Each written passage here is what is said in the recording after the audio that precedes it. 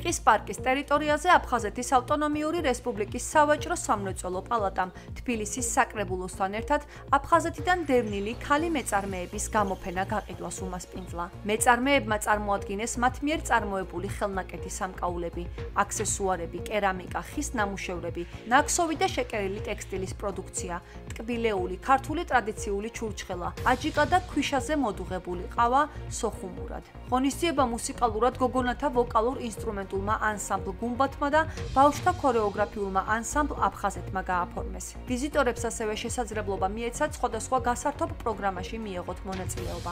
ამ ღონისძიებამ მიიღო ტრადიციული ხასიათი და მინდა მადლობა გადაუხადო ყველას, ვინც ჩაერთო ამ ღონისძიების ორგანიზებაში. მრავლდება ნელ-ნელა ის წრე, ფართოვდება ჩვენი აქტიური მეწარმეების და განსაკუთრებით ქალბატონი მეწარმეების ჩართულობა ამ ღონისძიებაში. განსაკუთრებული მადლობა მინდა გადაუხადო ჩვენი დედაქალაქის საკრებულოს. თბილისის საკრებულო და გენდერული თანასწორობის საბჭო ყოველთვის მზად არის მსგავსი ტიპის პროექტების მხარდასაჭერად.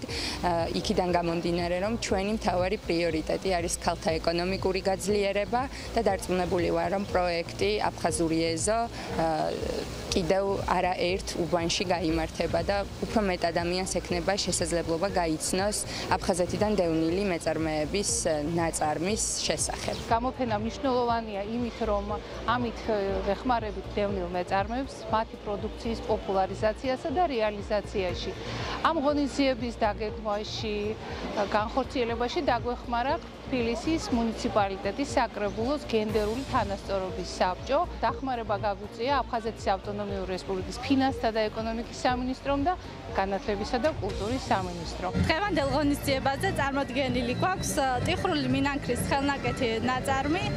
ეს დღე ძალიან მნიშვნელოვანია ჩვენთვის, რადგან საზოგადოებამ უფრო გაგვიცნოს და მივაღწიოთ უფრო დიდ წარმატებებს.